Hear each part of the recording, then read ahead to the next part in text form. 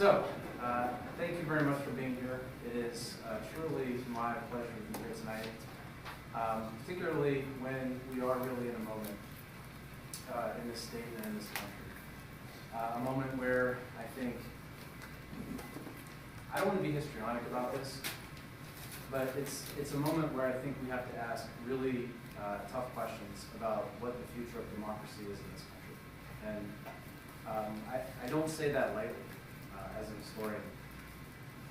I think we are facing the greatest threat in this country, probably that we faced since the Civil War. It's that dire. And I know different people have different political persuasions, but some of the things that have been happening recently in terms of the very rules of democracy, what it means to win an election and to have a majority, I think those things are very much under question right now, right? And so, I'll be honest, I don't even know what's happened in the last 2 hours, so I've been driving, but it's quite possible that we've seen a significant and quite reactionary change in our state. Yes? And could you just check to see if the microphone is on, because it doesn't necessarily sound like it? Let's see. Yeah, there we go. How's that? Better? Can you hear me? Can you hear me now? Yes, all right. Good. We have a television audience too. Yep, sure. So, like I said, I don't know what's happened in the last 2 hours actually, because I've been driving. But it's quite possible that we've seen a quite reactionary revision to what elections mean in this state. And so I won't preach about that right now. But it means a lot to me to be here for this moment. And driving in and seeing the Capitol building lit up in the night sky was really a kind of momentous thing for me. I think we're asking questions about really stuff that's at the core of the Wisconsin idea right now, right? Because the Wisconsin idea, ultimately, if you think about it, it's about democracy, right? It's what does the university mean? What does knowledge mean? Who is it for? And that very much connects to our political process as well. So, I mean, I think it really comes down to this question, to paraphrase Lincoln, of whether we're going to do things, of, by, and for the people, or we're going to do things in the hands of a very small group of vested interests. So that's where we are. And when I was thinking about this lecture, and first of all, thank you all for inviting me, particularly Chad Goldberg, who I think was Chad's idea to invite me here. When I was thinking about this, I was thinking about how to best frame what the Wisconsin idea means to me. And one of the things that I thought a lot about was how the Wisconsin idea came out of the Gilded Age, and how we're very much, and I don't think there's much dispute about this, living in the context of a new Gilded Age now. Many of the things that we saw in the late 19th century, the problems that led to the initial Wisconsin, the impetus of the Wisconsin idea, the birth of the Wisconsin idea, we see many of those trends today too. So I think there's a lot of parallels. When I came to Wisconsin, which was about 6 winters ago, I go by the number of winters here. I grew up in Mississippi, so we have the opposite problem. Our summers are just awful, and so we try to get out of there. But long story short, I like it here. I think a bit better. I think the winters are tradable for the nice summers. But when I came here 6 winters ago, I had no idea what the Wisconsin idea was, actually. But I almost immediately learned about it because so many people on my campus and in the rest of Wisconsin were talking about it. Unlike most of you, this is a course, right? Unlike most of you in this course, the idea that institutions of higher education have an obligation to connect to the broader public, that wasn't something I spent a lot of time thinking about as either an undergraduate or a graduate student. But moving to a state where the promise of public education, public higher education in particular, has been so imperiled over the last decade, and by the way, that's all I've known as a faculty member here, really made so many of my colleagues consciously talk about what was under threat, and frankly has been diminished, and I'm just going to come out and say it, by the penny-wise, pound-foolish approach of the Republican administration over the past 10 years. The regents and the system administration since I've been here. I don't think that's a shock, right? I mean, one of the things I'll talk about is some of the activism that led to groundbreaking no confidence votes in the regents and the UW system president, Ray Cross, from really departing from what's been at the core of the Wisconsin idea. In this context, right? I mean, again, I come here in 2013. This was after 2011, the Wisconsin Rising, of course. I came here in 2013, so I like most people outside this, most people who are not living in Wisconsin, I watched everything that was happening on the television. It was very exciting, but there's definitely a sense of kind of siege mentality when I came to the state. But what that meant is that when I came here, my colleagues, both at UW Green Bay and across the state, were kind of articulating what the Wisconsin idea meant. There's nothing like, having your basic existence questioned to force you to think about what the things are that you value. And so that conversation was ongoing, and I was very much kind of thrust into it. And so there's that old saying, from crisis comes opportunity. And so I think I don't know. It's, I think, probable that this class wouldn't exist if it hadn't been for the significant crises that we faced in terms of the Wisconsin idea over the past decade, right? So it's forced us to think about what's important to us. And I think if we're going to look for opportunities, that's something that's incredibly valuable. So that's the upside of political attacks on your very existence. You have to articulate why you matter. So I know that you've probably spent a lot of time over the past few months thinking about the Wisconsin idea if you've been coming to a lot of these lectures. And I'm sure that by now you know that while there's a set of core values connected to it, you've seen that there's a number of different ways to think about it. So tonight what I want to do is talk a little bit about what the Wisconsin idea means to me, particularly as somebody who is pretty new to the state and is thinking about significant issues of inequality and democracy in modern America. So I'm going to think in particular about my focus with the focus of sort of my academic perspective as a labor historian. I'm going to talk a little bit about the context from which the Wisconsin idea emerges, but I'm mainly going to talk about some of the parallels that exist between the context of the time in which the Wisconsin idea emerged and our contemporary politics. Now, I think the Wisconsin idea has a major role to play in changing our nation's politics today. And my goal is to encourage you not just to abstractly value the Wisconsin idea, but to follow the logical imperative, which is to take action. Okay? So different people think differently about this, but I'll just kind of cut to the argument here, right? One of the things that I'm going to say is the Wisconsin idea, of course, is about the pursuit of truth. It's about connecting that pursuit of truth beyond the university, beyond the university system, right? But it's about more than just making a good argument. All right, because clearly, I think a lot of people who value the Wisconsin idea over the past 10 years or so have been making good arguments, but it hasn't been enough. So my argument is going to be that the next step needs to be for everybody to sort of consciously commit to taking action if this is something that we really value going forward.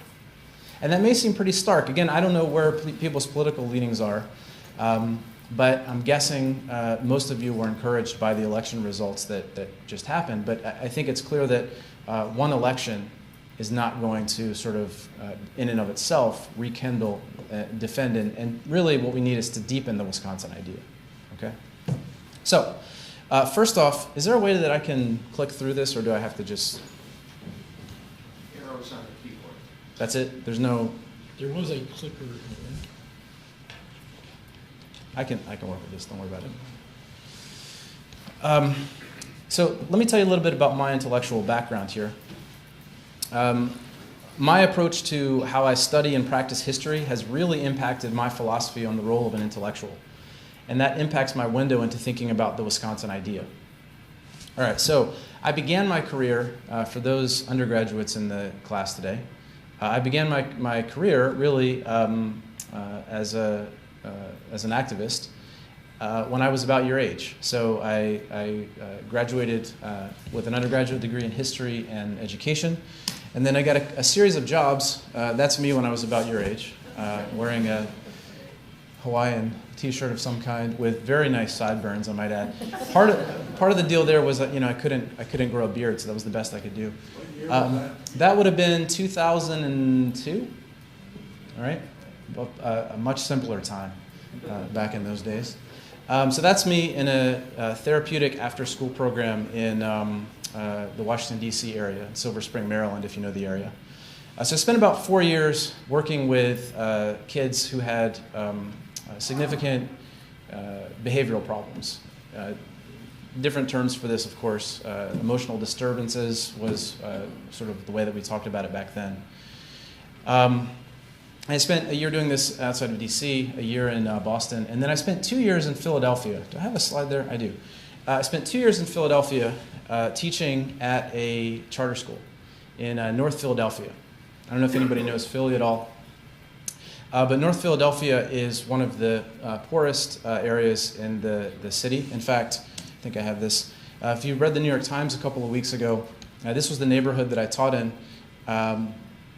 There was a whole expose in the New York Times Magazine about the sort of huge open-air drug market that's in the Kensington neighborhood, which is where I taught. It's where I met my partner, actually. We were both teachers at the same charter school. Now, the area, the neighborhood was pretty dangerous for students. The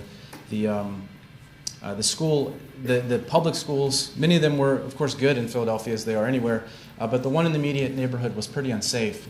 And so some community folks got together and started a charter school. Now, I'm sure people have different opinions about charter schools. It's a complicated thing, charter schools. But I taught there, and I taught the first graduating class of the charter. And you know, this was a school that, whereas a lot of the North Philly schools had metal detectors, ours didn't. You know, students got into fights. They had behavioral, issues. But it was a safe environment. Most of the teachers, really cared deeply about the students, which is not to take anything away from the public schools. I'm not saying that wasn't the case. I'm just saying that's my experience there. So I taught the first graduating class, and my students, it was 99% free and reduced lunch.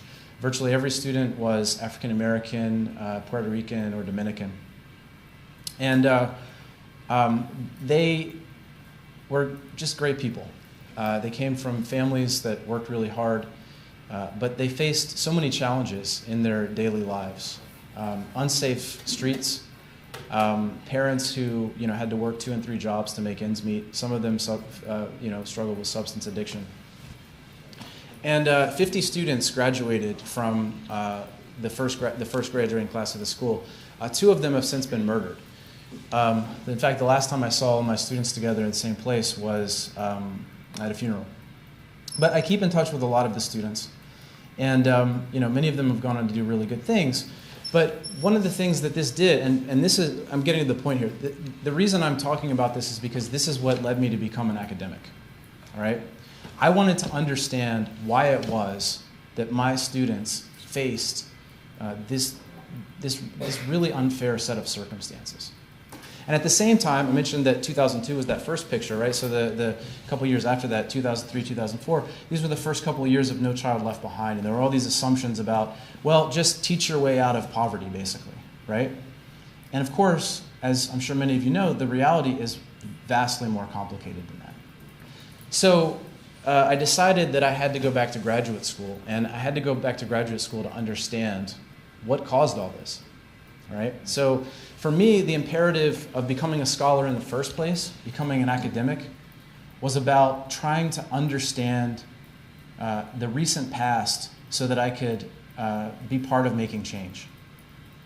Okay? And so that's driven me ever since. I know different people disagree about that, right? I mean, I'm a historian. I'm in an interdisciplinary department, so a lot of my colleagues are from other fields. But there's several other historians in my department. And I know that historians disagree about it. Some historians think that you should just look at the past on its own terms. If I'm being honest, I'm just going to tell you, I'm really only interested in history for what it can tell me about contemporary problems and how it can help me think about changing things. All right? So again, I'm not diminishing other approaches. I'm just saying that's kind of what drives me, and I think you need to know that to understand how I look at the Wisconsin idea. All right? So I ended up studying the connection between urban politics, urban education, and the work of teaching, and of course, what it was like to be students in several of the largest cities in the United States. In this book, Teacher Strike, Public Education and the Making of a New American Political Order. This book came out last year. And by the way, this was like a really good time to have a book titled Teacher Strike with an exclamation point. I don't know if you've been paying attention to what's been happening the past couple of years. But there was a lot of interest in my work. So like, this is what every scholar dreams of, is like having like 15 minutes where like people actually care about the research that you do. I had an op-ed published in the Washington Post, which was really awesome. I know it's fake news, but nonetheless, it was still cool. And then, these are just some of the things that I got a chance to do. I'm sorry, you only get so many chances to like talk about cool stuff you do when you mainly spend most of your time grading papers and reading books. So I'm just going to put this on you today. But did this cool interview with WORT, was quoted in Salon. I did a great podcast called Have You Heard with Jennifer Berkshire, which if you're interested in education issues, you have to listen to this podcast. It's really great. And then the best was I was quoted in Time magazine, which actually made it into the print version. So I was at the airport, and I was like, I wonder if I'm in there. And I picked it up, and there I am in print in Time. So that was really awesome. But that's not what I'm here to talk about. I mainly just wanted to point out that those are the things that I study, but the research that I did, again, was really about kind of driving these questions, helping me understand the world. And if you think about that, the logical implication is that if you're going to understand the world, right, if you're going to pursue the truth and understand the truth, the reality and I don't mean, the kind of just give me the facts kind of thing, right? I mean like understand the truth and all its complexities, then you're almost obligated to take action, aren't you? That's the next step, right? You can't just know how things work and then throw it out to the world and then, just say, hey, do what you want with it. That's my perspective anyway, right? If you have this knowledge, I mean, if people in our position in the academy can't speak up about these things, then who can, right? And if we can't organize around these things, then who can? So I'll get to that, all right? So my understanding of the Wisconsin idea is probably broader than some of the other perspectives that you've heard. But again, I think we have an obligation, and so that's the argument that I'm going to make. Now, I did assign a reading. I don't know if people like looked at it or what, but it was a reading from a labor historian named Leon Fink, who's one of the best. He's a fantastic labor historian.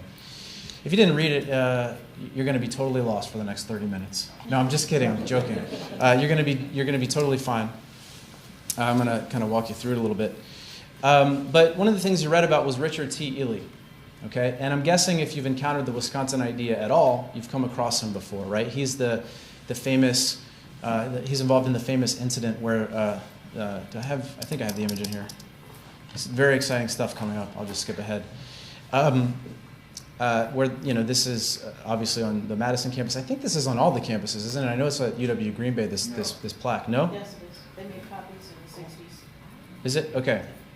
So yeah, I was looking around and it looked like it was on a number of campuses. I didn't know if it was all of them, but this comes from, of course, the famous Regents. The Regents' sort of trial of Richard T. Ely for supposedly practicing socialist doctrine. And so I'm not really going to go into that so much, except to say that Ely was, of course, a pioneer in the Wisconsin idea in the sense that I think he was, or I know, in the Fink reading gets into this, he was driven by the notion that he had to study what were the most pressing problems that were taking place in the 19th century, in the late 19th century, during this Gilded Age. Taking evidence-based approaches, knowledge-based approaches to trying to figure out what to do. Since Ely, just a little, sort of factual recap here, had been a member of and a leader in the Christian Social Union, he supported the right of workers during the late 19th century, during this Gilded Age, which you've already learned something about, I think, this time of significant economic inequality. He knew that workers had to organize. Right? And he supported that, both in what he wrote and in actions that he took. Now, what you might not know about Ely, and this is what I would underscore, sometimes my students, so I teach U.S. history survey courses. I teach a labor seminar every spring. I'm excited about doing that this spring as well. It's for upper division students. But when I teach the history survey the second half, I spend a lot of time talking about this thing. I don't know if you quite engage with it this way in this course or in these lectures, but in the late 19th century, in the Gilded Age, people talked about this thing called the labor problem, all right? And students oftentimes, in fact, I think I got a student eval once that said, all he did was talk about strikes. All he did was talk about strikes for like 2 months. So that's not all I talked about, by the way. But I will say that one of the things that I try to underscore to my students is that the labor problem in the Gilded Age was the problem of the late 19th and early 20th century. It was the political problem, okay? And, of course, the Wisconsin Idea, many of the, you know the Charles McCarthy book, The Wisconsin Idea, right? That sort of series of legislative, there's a series of laws that are passed in, 1910 to 1912 or whatever, that legislative session. Those laws are aimed at, many of them mitigating the conditions of working people, right?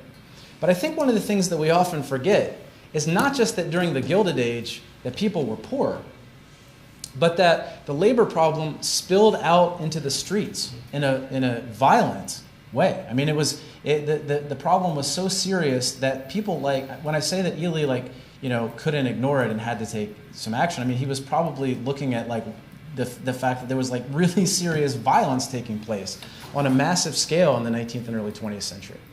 Because of laissez-faire economics, right? Because you had people building these enormous fortunes, and they were coming at the expense of working people. I mean, that's really what happened.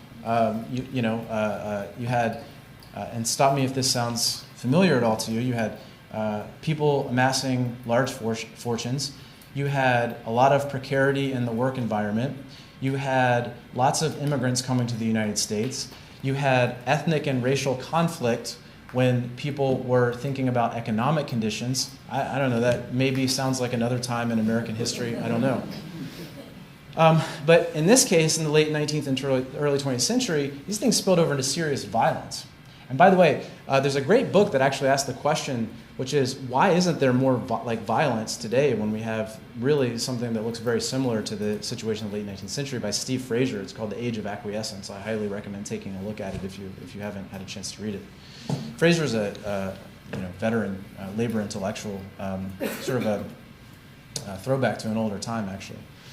But anyway, the story of the late 19th and early 20th century is the story of the labor problem and the story of violence. Okay? So to show you that I'm not making this up and just talking about strikes, in 1877, there was a significant labor conflict that emerged, starting with the railroad strike with the Baltimore and Ohio Railroad. If you've played Monopoly, the B&O Railroad, okay? Sorry, my kids have just been getting into Monopoly, so I was thinking about, they weren't into it, but I was telling them how the four railroads, I think all of them were involved in the Great Railroad Strikes in 1877, and they were like, stop talking about that. But anyway, the strike in 1877, the railroad strike, happened when there was a serious economic crisis that had started in 1873, so that tells you how severe economic crises were back in those days. 1873 to 1877, when the Baltimore and Ohio Railroad cut workers' wages. Now, the strike spread really quickly across the northeastern part of the United States and got to Pittsburgh by August 11th, as you can see here, and angry workers burned down the railroad depot. Some of you probably know about the major events of 1886. By 1886, of course, this is just 9 years after the recent conflict I was talking about. By 1886, you had, okay, so step back for a second. The 1887 strikes were pretty much spontaneous, right? But by 1886, you had a really pretty firmly established labor movement in the United States that grew very dramatically. If you've heard of the Knights of Labor, I don't know if that's come up at all in this course, but the Knights of Labor were a union that basically did things very differently than a lot of unions operate now. I mean, it was sort of more along the lines of well, not entirely, but sort of closer to sort of the IWW model, right, where you would have workers coordinating across locals and in some cases across trades. They had these things called mixed assemblies in some cities. But the Knights had really a very kind of broad and sweeping agenda that was very similar. I mean, they called for a lot of the things that we kind of take for granted now in the 20th century. Things like a graduated income tax before a graduated income tax was written into the Constitution.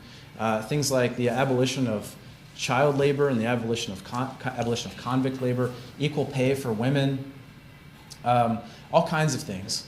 And the other thing that's interesting is that they were pretty inclusive. Now, I don't want to get carried away here. They were very anti-Chinese and Chinese immigrant, for example. But very quickly over the course of the 1880s, the Knights grew quite dramatically. They had about 700,000 members by 1886. About 10% of them were women, actually, and 10% of them were African Americans.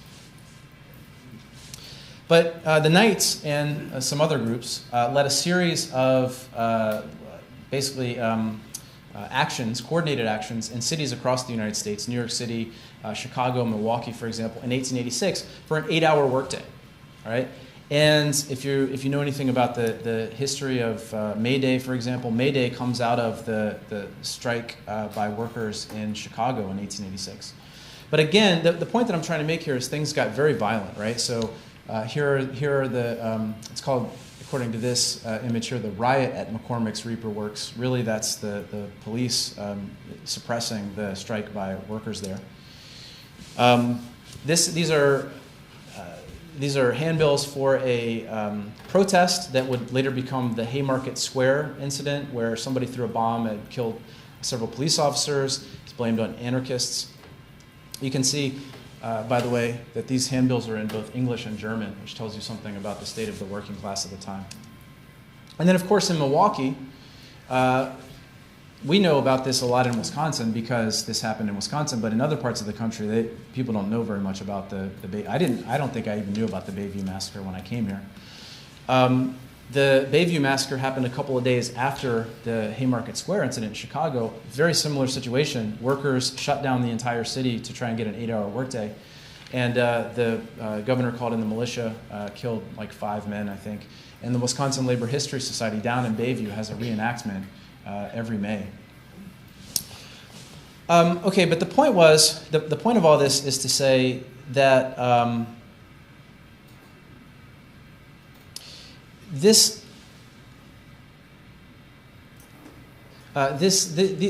real level of violence forced Ely and some other, I'll skip that actually, and some other labor scholars, people like John Commons, sorry about the parentheses, but people like John Commons, who also was at the University of Wisconsin, to study the problem, right? Basically, it was impossible to ignore.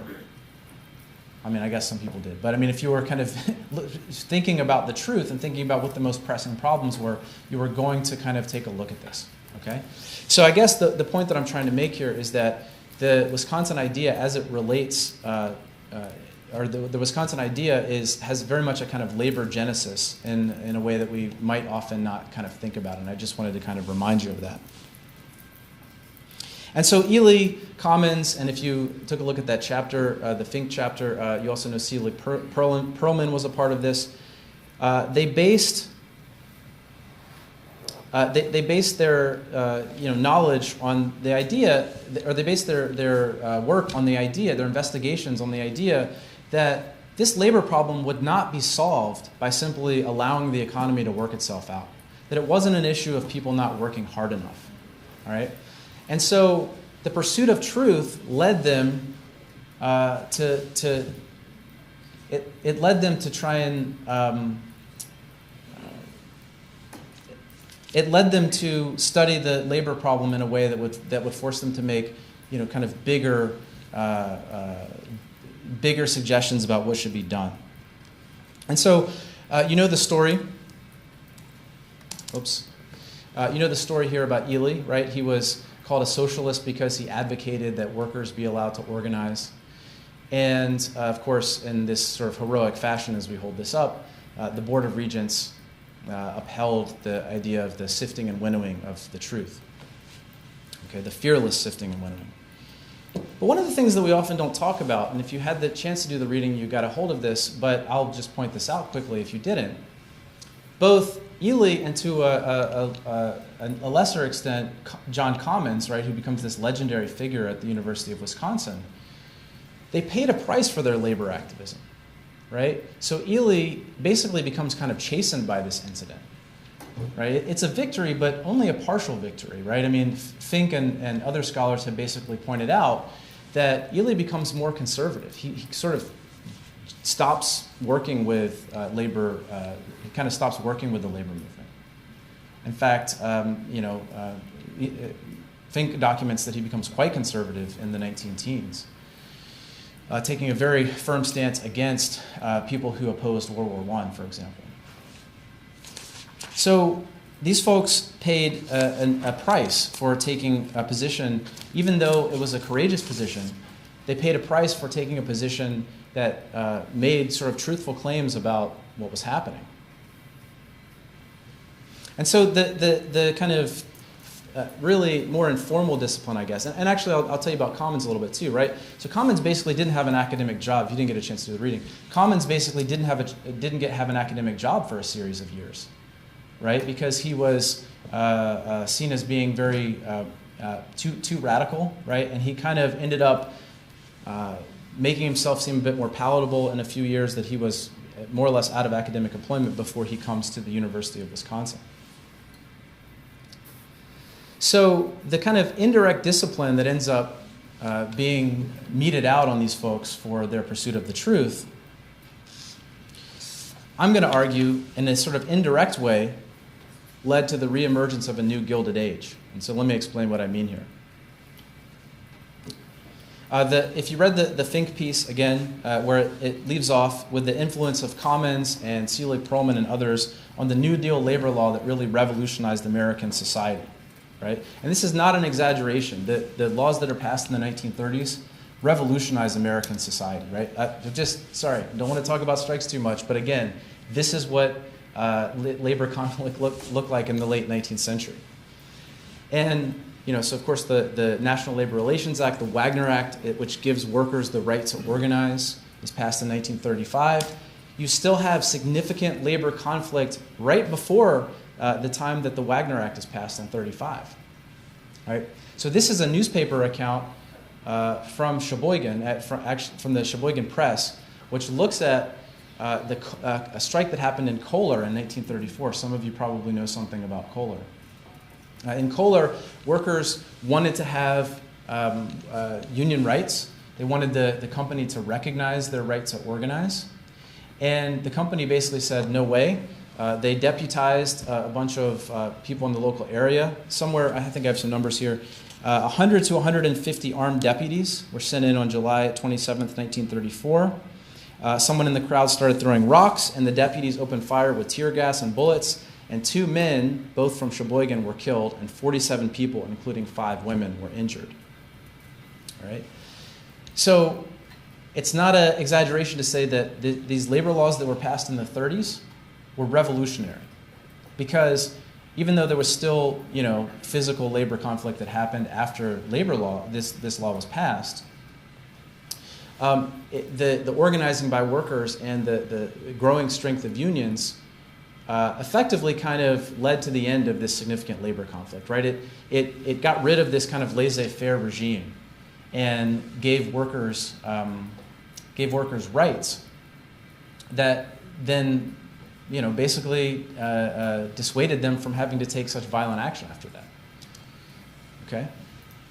And so again, the Wagner Act is revolutionary. And if you've read, I don't know how many of you heard of Dan Kaufman, his book, The Fall of Wisconsin. He actually, when he talks about the Wisconsin tradition, the progressive tradition in Wisconsin, he basically, shows that labor intellectuals were quite significant in the way that pretty much every significant New Deal law was passed in every New Deal labor law that was passed in the 1930s. Okay, but the Wagner Act, the structure of the Wagner Act, which, as you can see here, takes the stance. These are the first 2 paragraphs. I'd like to show this. Points out that the inequality of bargaining power All right, now this is a pretty radical statement for a law to make, particularly when the way that the federal government dealt with strikes before this was largely to send in militias and crush them. The inequality of bargaining power between employees who do not possess full freedom of association or actual liberty of contract, and employers who are organized in the corporate or other forms of ownership association burdens and affects the flow of commerce and tends to aggravate recurrent business depressions. All right? So basically, the law here, the very premise of the law is that if you want to get, if you want to get the economy going again in the Depression, if you want to basically sort of optimize how society works, you need to equalize this relationship between workers and employers. All right? And so the Wagner Act changes everything. Workers who were organizing before continue to organize in more dramatic numbers, but what's more important about it is with federal backing, they do a more successful job of organizing, okay?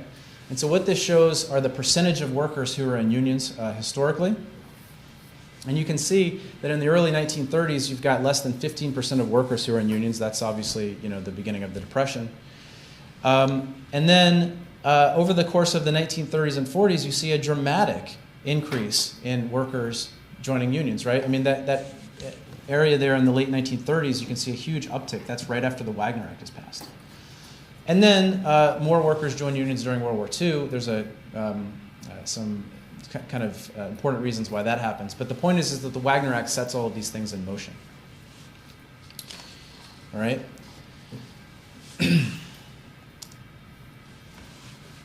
When the Wagner Act sets these things in motion, again, the Wagner Act, which is sort of built on some of the premises of John Commons, and especially John Commons, right? The Wagner Act is built on the premises of John Commons that workers need to have the ability to organize to deal with this labor problem. You can see that it leads to a dramatic decrease in wealth inequality in the United States. So this shows the top 1% income share in the United States. All right? And it's not a coincidence that the percentage of workers who join unions leads to a decrease in income inequality in the 30s, 40s, and 50s. All right? In fact, I can put this in a way that's even more direct.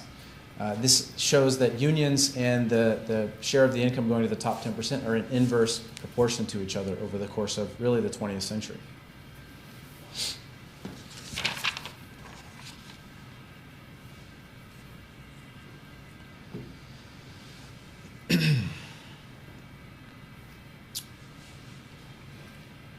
Okay, so one of the things that happens, right? You've got this significant increase in income equality, right? In fact, some economists and historians call this the Great Compression, because this is the most equal period, really, in the 20th century in the United States. This combines really with the unprecedented prosperity of the post-war era to dramatically improve the lives of lots of Americans. Really, sort of every group of Americans.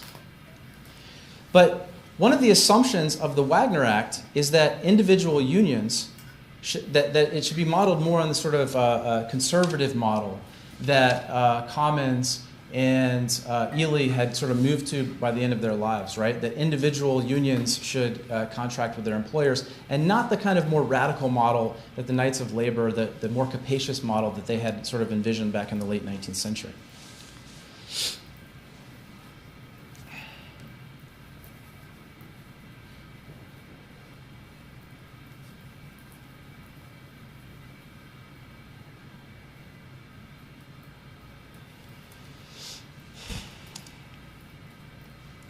Get back to that in a minute.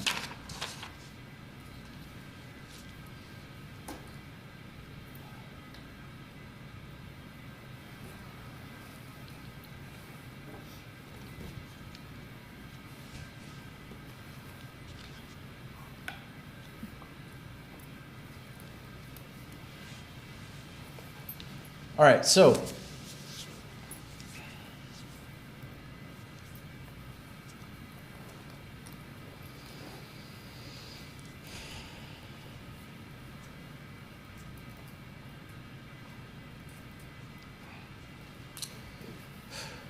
Excuse me.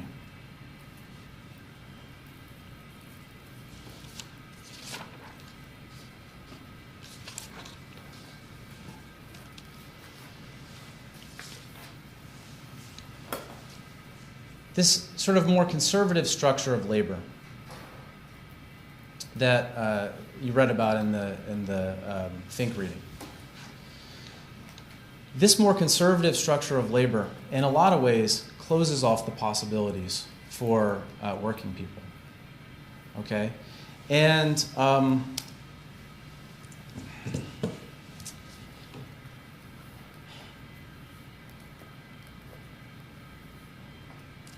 so that very structure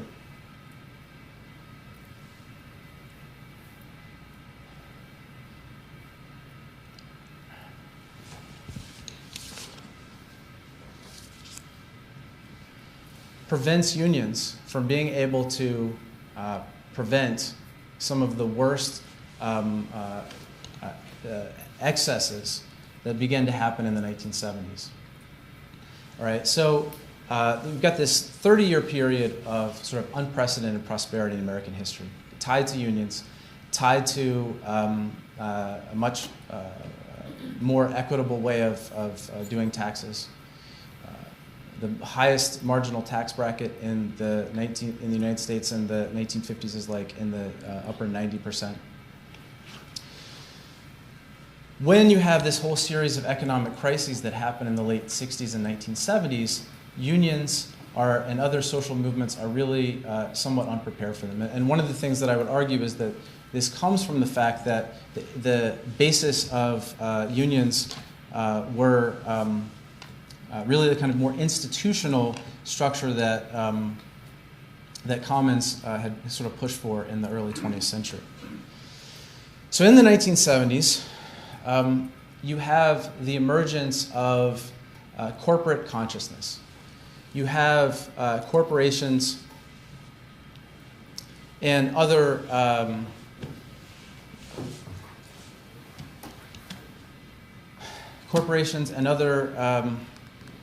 wait, this is not working.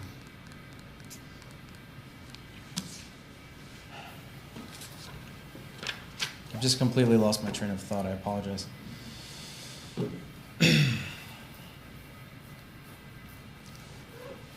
Basically, corporations and conservatives become more politically conscious in the early 1970s.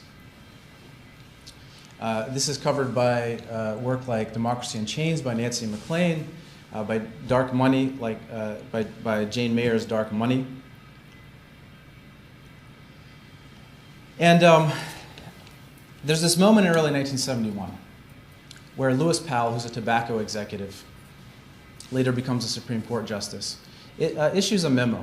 Right? If you know a lot of the stuff that's happening in the United States in the late 1960s and early 1970s, you've got student protest movements, you've got civil rights movements, you've got anti-war movements. And so the place of business had been really kind of undercut. It was seen there was a real sort of lack of confidence, especially among younger people in business. So Powell argues in this memo in 1971 that corporations need to get more involved in the political game. All right? And that kind of sets the tone for a number of other things that happened in the 1970s. First of all, the creation of Students in Free Enterprise in 1975, which is designed to rehabilitate the place of corporations on campus, of business on campus. The Business Roundtable is constructed in the 1970s, made up of the Fortune 500 companies, made up of lots of Fortune 500 companies. And they start investing lots of money in political activities. And corporations invest in consultants to fight unionization, as Lane Wyndham shows in Knocking on Labor's Door. And then, of course, libertarians like the Kochs start to get more engaged in political efforts, as Nancy MacLean talks about in Democracy in Chains. And so the last 40 years have really unleashed an effort to kind of roll back many of the gains that had been gained by workers to solve this sort of labor problem in the middle years of the 20th century. The right has embraced anti-worker policies and enormous tax cuts for millionaires and billionaires, like the 2017 corporate tax handout, which is probably the worst thing to happen in the Trump administration. They've also sought in Wisconsin to use the politics of resentment, which you probably know Catherine Kramer's book through Act 10, and Act 55, which happened in 2015, dramatic cuts to the university budget, combined with a wage freeze, and taking away shared governance from faculty, staff, and students, criticizing tenured faculty as freeloaders or enjoying job security protections and rights that others don't enjoy, and empowering campus chancellors as CEOs. All right? The right's sort of argument about jobs and economic development are large subsidies to corporations, right? To Foxconn, to Amazon, right? And so the response of many Democrats since about the 1970s has been sort of an accommodation, right? An accommodation with this sort of growing attack on workers' rights. So particularly with the rise of the Democratic Leadership Council in the Democratic Party in the 1990s. And I'm thinking here about Robert Reich, who was the Clinton Secretary of Labor. There's been an increasing argument that the way for workers, there's been an embrace of globalization, and an increasing argument that the way for working people to get good jobs is to embrace sort of arguments about human capital. Okay. And so, I'm going to skip that actually. And so what we can see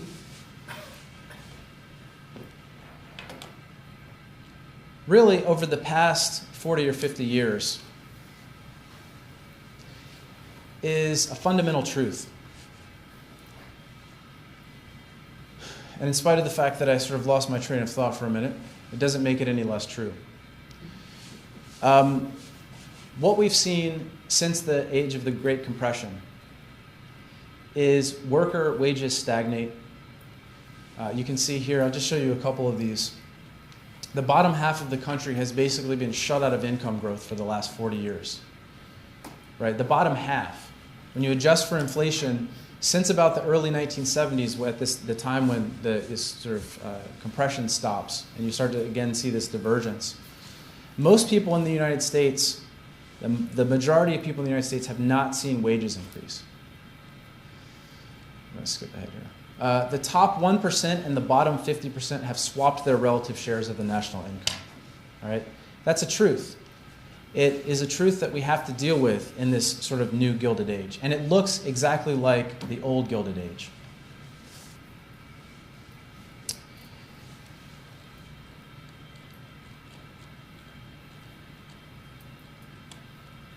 And actually, the only reason that we don't notice that incomes have stagnated so much and the place of workers has stagnated so much is because now we have more women in the workforce since about the 1970s, right? Connected to the women's rights movement, but also the imperative of having more two-parent earning families, all right? That combined with credit has sort of, which caused the economic crisis in 2008, has really sort of papered over some of these bigger structural problems that exist in the United States, right? Wage theft is rampant. The percentage of workers in unions, to go back to the graph that I showed a little bit a while ago, right, continues to decrease, even though unions, when you look at public opinion polls, are more popular than ever. So to sum everything up, actually I'll sum it up in a minute.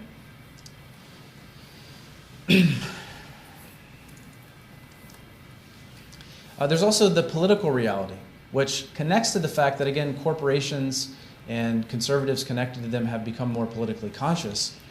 The political system has been awash in money, and so people with more money have begun to hold an outsized influence on our political system, right? This is from 2010. This is actually even before Citizens United. Total contributions to Congress, 68%, two-thirds of the contributions to Congress were contributed by 1/4% of the people in the United States. This is after Citizens United, of course. These are the percentages of, or the numbers of dark money spent on 2012 elections. Crossroads GPS, 70, that's Karl Rove's organization, $71 million. Americans for Prosperity, $36 million. The U.S. Chamber of Commerce, $35 million. An organization that really wasn't involved in politics at all in the late 1960s until the Powell memo sort of sparked them to get more involved in political action. Lobbying, you can see the biggest lobbyists from 1998 to 2014. Right? They're all corporate interest groups, except for the American Medical Association. And then, of course, individual wealthy donors like the Koch brothers, who kind of get their start in the 1970s, this sort of period that I was talking about earlier, where you kind of have this shift in American politics and American priorities. $1.8 million ad campaign. I mean, this has been well documented, but $1.8 million ad campaign to support Scott Walker just in this most recent election. This was just one ad campaign. So I think where we are is that there's a fundamental truth that we have to deal with, which is that most Americans feel like they have little power over their own futures. All right? So late 19th century, Gilded Age. You've got the roots of the Wisconsin idea very much rooted in trying to do something about this labor problem.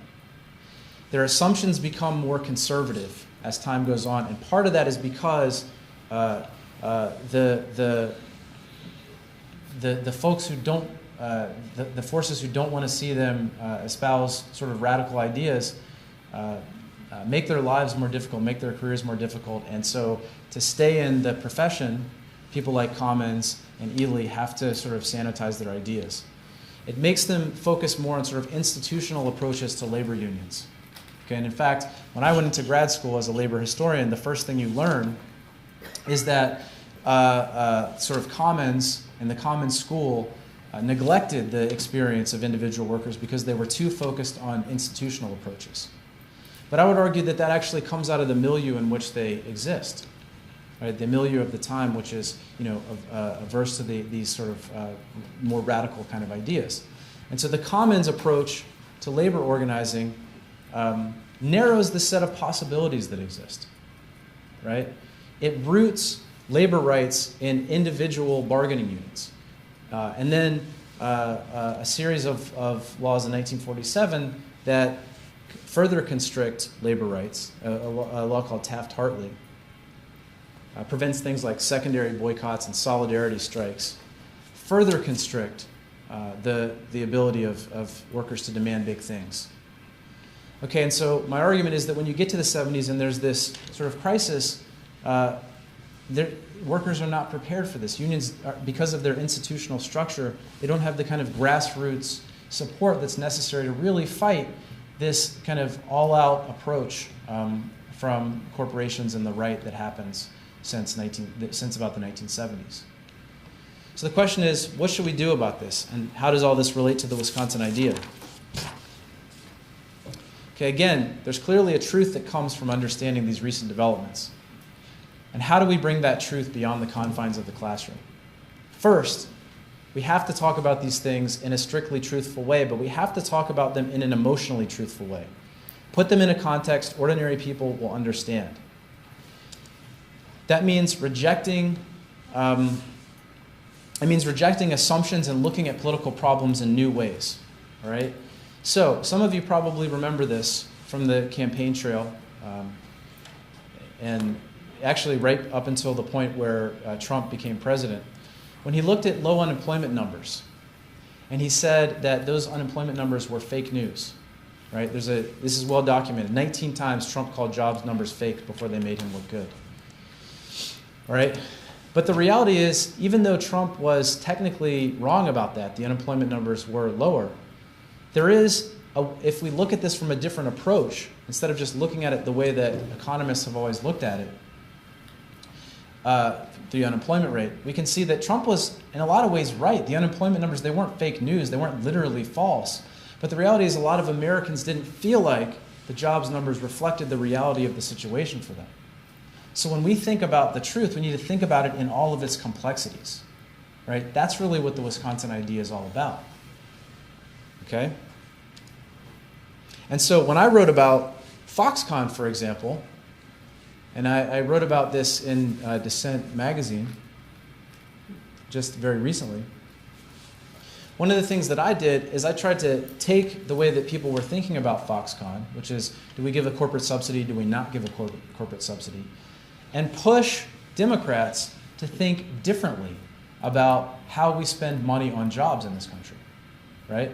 To think about this kind of truth, this nature of jobs in a very different way. And so one of the things I argued was that the way that the Foxconn discussion should go is by thinking about how we can use that money to literally just create jobs instead of subsidizing someone who's already a billionaire, right? So I think we have to think very big. We have to think in sort of emotionally truthful ways, in complex ways, in ways that we take the kind of received wisdom and think about them in a more complex way and pitch bolder ideas. Okay, it means shifting our priorities as a society. Taking the very premise of how we look at things and moving it in a different direction. All right? So the question is, we make this argument, but how do we politically advance these sort of big ideas, right? And that's where I think all of us in the room have to come in. I think we all have to organize. I'm going to skip that, actually.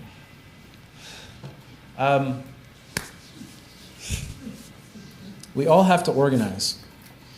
And, one of the things I'll say is that I'm super committed to organizing. And I'm not going to make any excuses for what happened earlier, but I will address it. I'm doing too many things. And one of the things that's happened is I got like 3 hours of sleep last night, and I've been organizing all day on my way up here. I'm not making excuses, but I will acknowledge that, and that's the kind of reality of it. And I think we have to think about giving more in a lot of instances, right?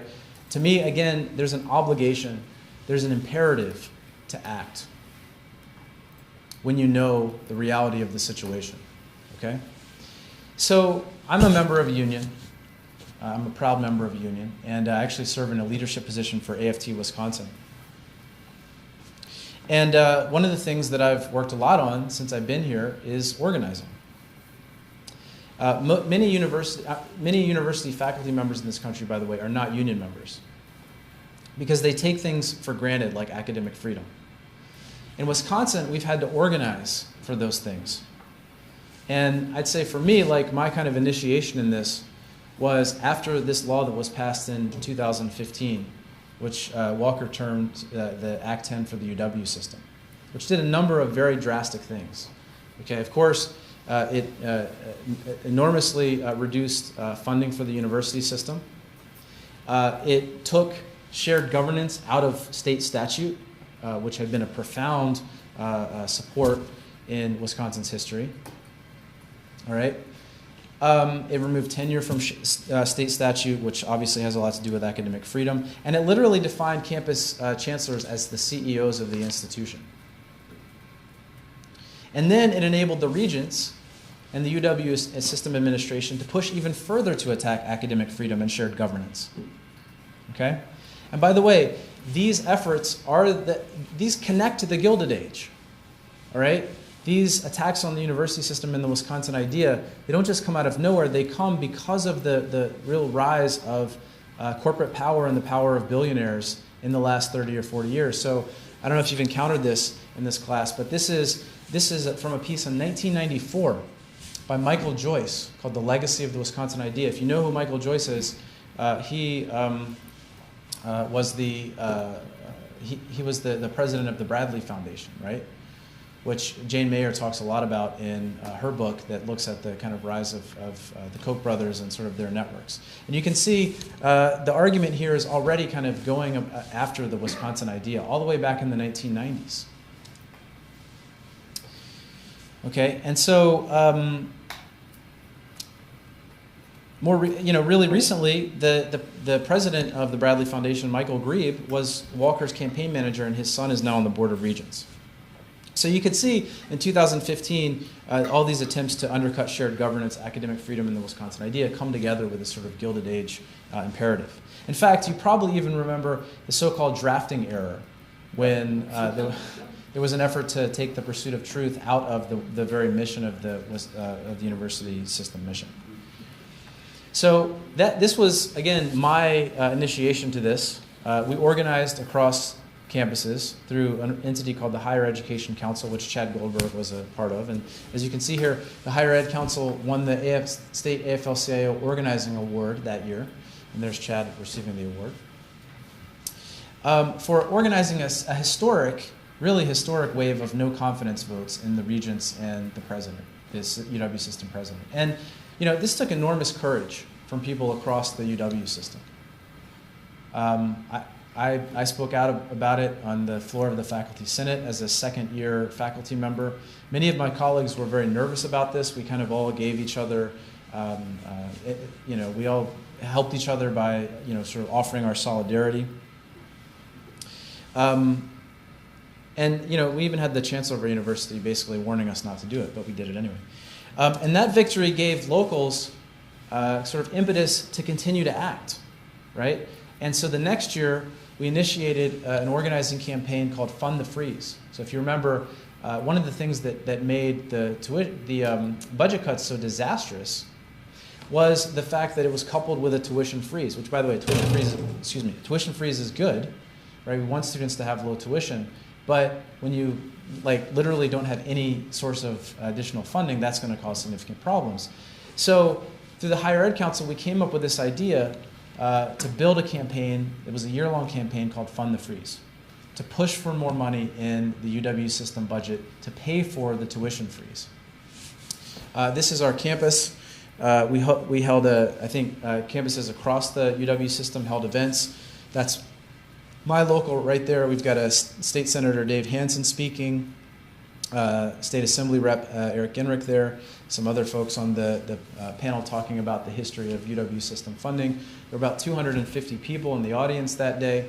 And then we sort of went from there. We marched to the so-called free speech zone on campus. All right.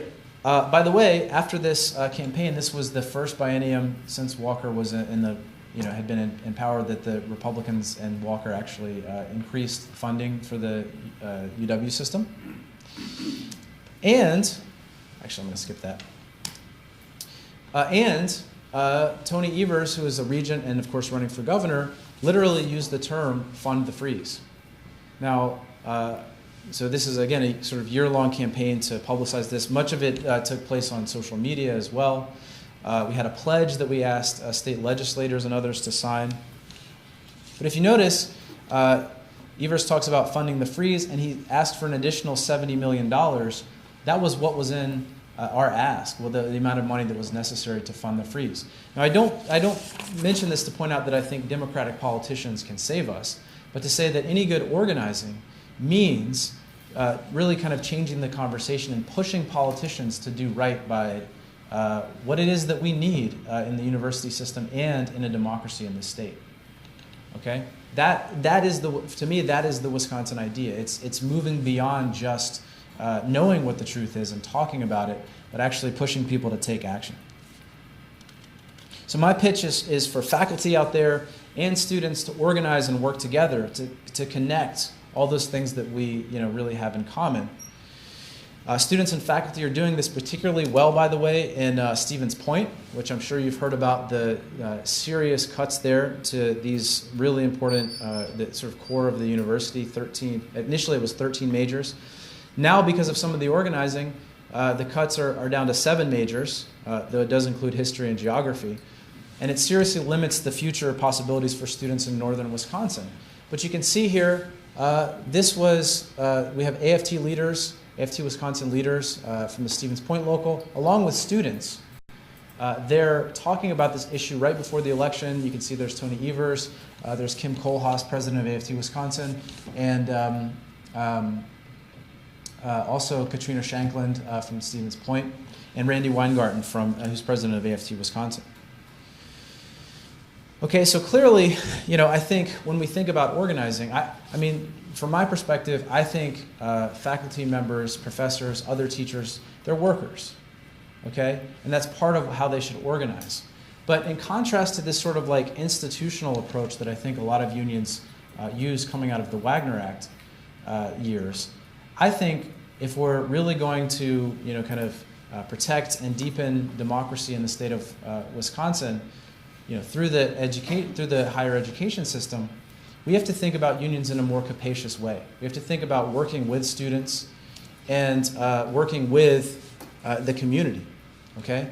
So one of the things that we've come up with now for the Higher Education Council is a UW-Worker Bill of Rights that seeks to envision a university that works for everybody, that works for everybody from a tenured professor to a custodian, because everybody's involved in making the university a good place for faculty and staff and students and for the pursuit of knowledge. Okay, and so we think about connecting this to, we'd like to connect this to student activism, to student organizations. And then I think we need to think about how to take all of these actions and move them outside of campus into the rest of the community. Okay, so I don't know what's going on in Madison. But one of the things our union has been doing locally is we have an enormous Somali population. It's not enormous, but it's a growing Somali population in Green Bay. And they've experienced they've had some pretty serious things said about them, particularly in the wake of the election in 2016. So our union has worked with the Somali population to try and show them that the university is a resource open for everybody. We had a big dinner on campus where we had 100 members of the Somali community come and basically just kind of break bread with members of our union.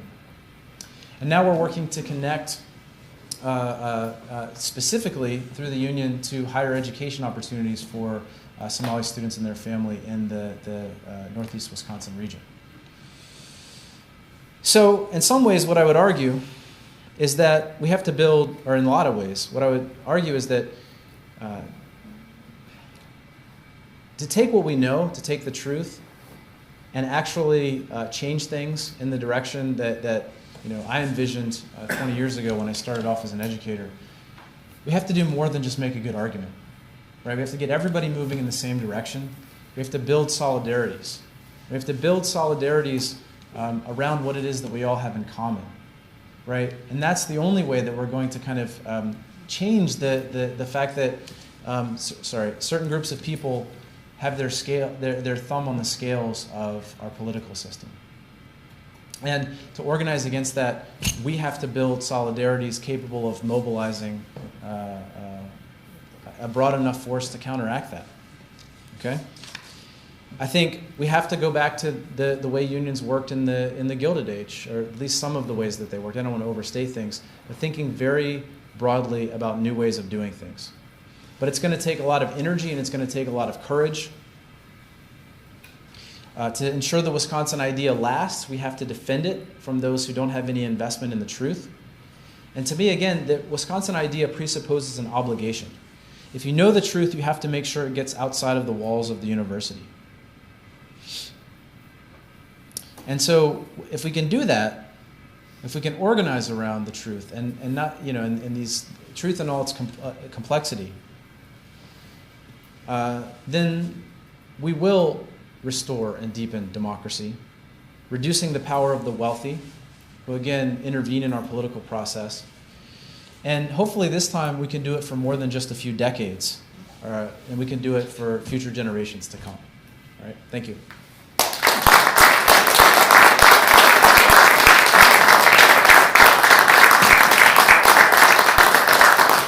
We have time for a couple of questions. So any questions? Yeah. So the unions have an obvious potential spot to take a role in this process, but might there be other organizations who can take a role or at least participate to try to address the Gilded Age issue?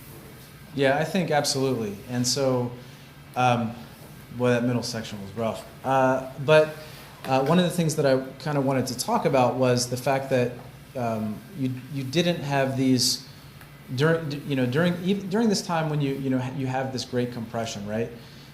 because of the kind of institutional structure of a lot of unions, you don't have the kind of wider solidarities that needed to exist, right? So, for example, the civil rights movement, right? Now, there were a lot of unions that did support civil rights and worked with them.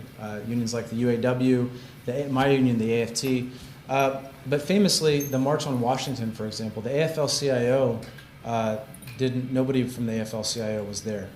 And so one of the things I would argue is that when you get to this point where you have this sort of conservative corporate restoration in the 1970s, because you didn't have a lot of the sort of groups on the left working together in these kind of broad-based sorts of ways, it made it much more difficult to combat that. So certainly unions are a part of this, but I actually see a lot of opportunity in groups that are sort of quasi-worker organizations like the Fight for 15, and also racial justice organizations like, I mean this very loosely, but because Black Lives Matter is a very decentralized sort of organization, but groups like Black Lives Matter that are able to talk about racial and economic justice together. So, I think absolutely those things, I think it has to be about other groups too. It obviously can't be just about unions. And my pitch would be that for anybody who is a member of a union, they need to be thinking very strategically about building alliances with other groups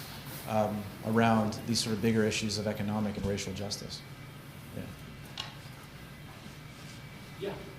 So it seems like eventually you would have to have have some type of solidarity with Kathy Kramer's people in in the small towns. It just seems to be they're kind of off the map now. How would any suggestions for bringing the resentment people in? Yeah. So if I could talk about this for a while. So the first thing is what Kramer talks about in her book when she basically says, "What do we do about this?"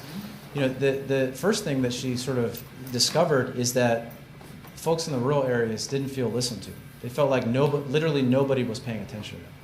So, and I think many of them still feel that way. So I think that's step number one, is thinking about an agenda that listens to people outside of cities and urban areas. But I think honestly, again, this kind of the Democratic argument in this country for like 30 years, and not all Democrats. I'm not painting everybody with one brush, but it's really been an argument, especially since the DLC kind of took things over in the early 1990s, the Clinton wing. It's been that let's embrace globalization. The way to get good economic opportunity is to get a college degree, right?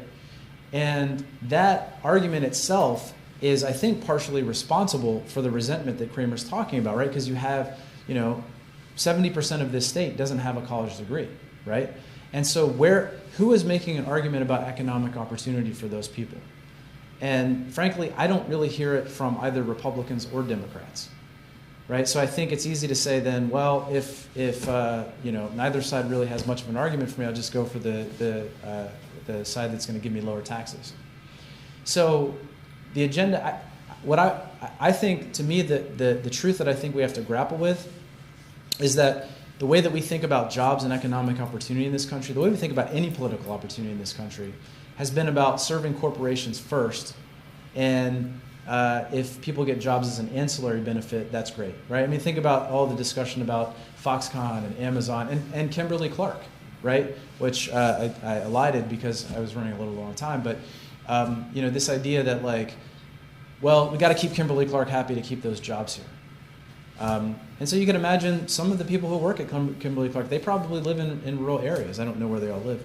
But the point is, until you reframe things, right, I think any movement that can reframe things around this basic solidarity that everybody deserves a good job, whether they go to college or not, and everybody deserves economic security, right? And that has to be, that can't be done in sort of a colorblind kind of way, right? We have to think very seriously about the inequalities that exist among African Americans and Latinos, et cetera, in the state. But we have to reframe the conversation around that idea. And until we do that, it's going to be hard to build solidarities across the rural-urban divide. Yeah. Do you hear many of your colleagues talking about those kinds of ideas in terms of democracy? Well, I'm in a program called Democracy and Justice Studies. Okay. So Well, what I was going to ask. So that's what I was going to say. So my immediate colleagues, yeah, absolutely. But I do think that I think it's possible for a professor today in a field that doesn't kind of immediately engage with these questions. I think it's possible for them to kind of just keep their head down and not really pay attention to some of these bigger things, right? Which is why, so you think about like people in the STEM fields, right? Who on my campus, you may know that UW Green Bay just is building a new STEM center, right? And so there's all this investment in engineering and these sorts of programs. Those folks, if they wanted to, they could kind of just keep out of politics. Just do the sort of ordinary work of teaching and doing research and have really good careers because this without being threatened, I'm saying because they've got this kind of they've got the wind at their back, right, with this sort of notion about jobs and STEM and technology and what it takes to create jobs in this country. And that's why I think all faculty need organizations. I think unions, but maybe other people would say AAUP chapters, so that you can have those sort of discussions, so that you can have faculty who are thinking about these things a lot, basically say, hey, you need to think about this too and how this might impact your own academic freedom somewhere down the road, or what opportunities are actually there for your students, right? You don't want all of your students to have to major in engineering. You want them to have a number of different opportunities. You don't want to be targeted by the administration for saying something unpopular in the context of faculty governance. So I think that when you have strong organizations that are thinking about these things, most faculty, whatever field they're in, they want to talk about these things. You just kind of have to give them the opportunity, right? And people are so busy. That's the other thing. That's for, and I'll just tell you this, like for us in particular, I don't know what the experience is like in Madison, but for those of us in particular at the regional comprehensives, the way that we've dealt with these funding crises is by not filling positions. So it means everybody is super stretched. Even people in STEM fields who get often relatively more kind of resources for research and stuff like that. So physically being able to carve out space through organizing, I think, is really necessary, because otherwise it's possible through the kind of daily routines. You're trying to do a million things. You're trying to write letters of recommendation and teach 4-3 teaching load, and also do research, and especially for junior faculty, they're trying to get tenure. You have to kind of build in that space. So I don't think it's a commonsensical thing, unless there's a kind of conscious effort to have that discussion, right? That's really going toward the framing thing that you had just been talking about previously. That if the Wisconsin idea is framed as, oh, we have all this intellectual richness, let's get it out to the boundaries of the state. Mm-hmm. That's an entirely different. That framing doesn't seem to have anything to do with democracy, right? Well, it does in the sense that you're democratizing knowledge, right? You want to not keep it as a. Well, yeah. Us just saying things to people is not empowering people, right? So that's what I'm trying to get at. I got what you're saying. Yeah. So, do I think other people are thinking about it in terms of an imperative to organize? Is it ever talked about in terms of democracy?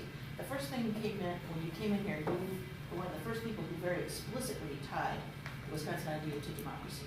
And the historical stuff that I've looked at in the past makes really super strong connections to that. And so I was waiting for that framing to emerge. Mm-hmm. And I see where that framing, tracks everything that you've been saying. But I'm just trying to push you a little bit to explore that. And just, sure. I think that one of the reasons that, striking out the Wisconsin idea in the state statutes, some people were confused by that because they don't understand the connection between democracy and the Wisconsin idea. So. I got you. Yeah, that's a good thing to think about. I'll tell you that I think because Chad and others started this course, the impetus for that was to make sure that the centrality of democracy and empowerment re-entered the Wisconsin idea rather than this kind of just pimped out catch-all phrase for outreach. Yeah. And it's through the actions of him and and the people who organize that happen. I mean, the thing that surprised me more than anything, one of the reasons I came to this university because it was sort of a home church of faculty governance and seeking truth. I honestly, as I stand here today, I don't believe the leaders in Baskin Hall staunchly defend the fearless seeking of truth if it's going to hurt fund acquisition too much. And I say that sadly, I'm an optimist, I can't believe it, but I've seen it. They call the chancellor a CEO for a reason. And that corporate ethos has so invaded everything. And I teach in a business school. But it's just so invaded everything that the idea of empowering people to take action is just, there's a blank stare on people's face at Baskin when you try to say that. And that's shocking to me. Well, and I think that's the argument at Stephen's point too, right? Is this is about narrowing, not sifting and winnowing of truth, but sifting and winnowing of opportunities and pushing people more toward not empowering them to discover the truth, but empowering them to effectively be human capital. We are development platforms, essentially. We're used a lot to help raise money, but we're also instructed very carefully not to annoy rich people.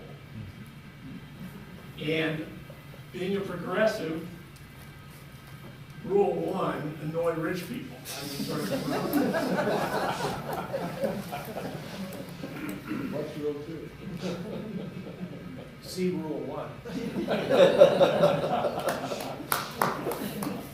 Anything else? We're so proud to have you here. Thank you so much. Thank you.